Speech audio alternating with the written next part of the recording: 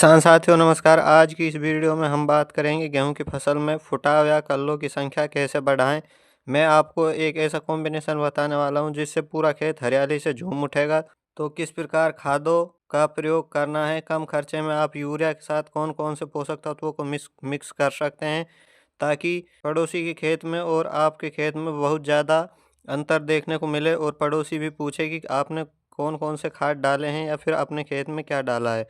और कल्लों की संख्या 15 से लेकर 25 तक एक पौधे में होनी चाहिए, यानी फुटाव बहुत तगड़ा आप निकाल सकते हैं। तो आज की इस वीडियो में एकदम कम खर्चे में यूरिया के साथ जब हमारी फसल 25 से 40 दिन की हो जाए और इसी टाइम जड़ों का विकास अच्छे से होता है, अगर इस समय आप पोषक तत्वों की पूर्ति करते हैं तो जड़ों का विकास अच्छा होता है, क्योंकि जब तक जड़ों का विकास अच्छे से नहीं होगा तब तक पौधा न्यूट्रिशन का ग्रहण नहीं करता और पौधे का अच्छा विकास नहीं हो पाता। यानी अधिक पैदावार निकालने के लिए सबसे मेन सिद्धांत है कि जड़ों का विकास अच्छे से होना चाहिए। और जड़ों का विकास कैसा है कि अच्छी हरियाली रहे और फुटाव अच्छा हो, फसल की ग्रोथ भी अच्छी हो।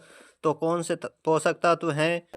तो दोस्तों आइए बात करते हैं CRI की, यानी ग्राउंड रूट्स इनिशिएशन स्टेज में जब पहला पानी देते हैं तो इस समय आपको यूरिया में नाइट्रोजन 46% है, तो 46% नाइट्रोजन यूरिया खाद आपको लेना है 1 एकड़ के लिए।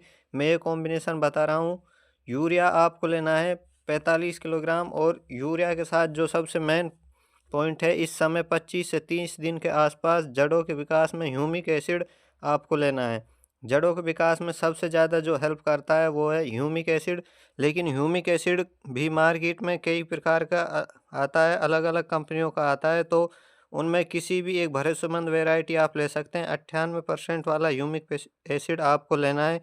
ह्यूमिक एसिड का प्रयोग आपको 25 से 30 दिन से लेकर 50 दिन के बीच में कर लेना चाहिए। और एक चीज़ ये भी याद रखें, ह्यूमिक एसिड का यूरिया के साथ मिलाकर प्रयोग करें बेसल डोज में।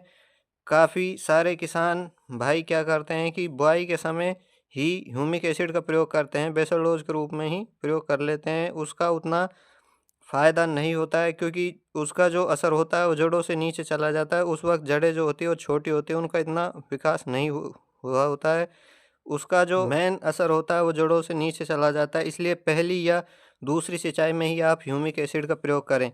अब हम बात कर रहे हैं फुटाव की संख्या कैसे बढ़ाएं, कल्लों की संख्या कैसे बढ़ाएं।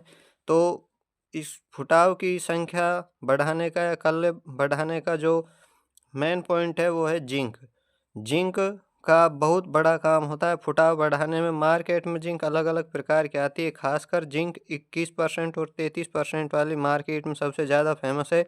तो आपको एक अच्छी फसल ज़्यादा उपज के लिए जिंक का इस्तेमाल करना है, 33% वाली जिंक का इस्तेमाल करना है। गेहूं की फसल में जिंक खाद गेहूं को लसदार, गहरी और हरी बनाती है।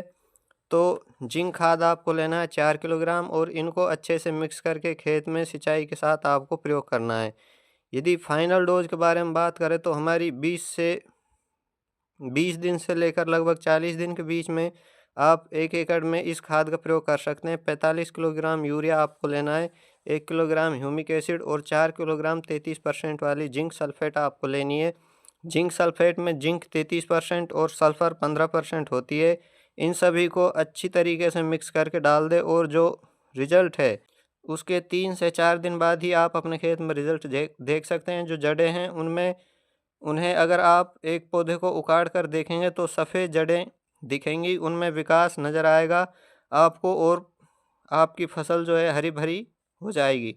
तो दोस्तों ये थी गेहूं में कल्लो या फुटाव की संख्या बढ़ाने की पूरी जानकारी। अगर वीडियो आपको अच्छी लगी हो तो लाइक करें, शेयर करें, साथ ही चैनल को सब्सक्राइब जरूर करें। धन्यवाद।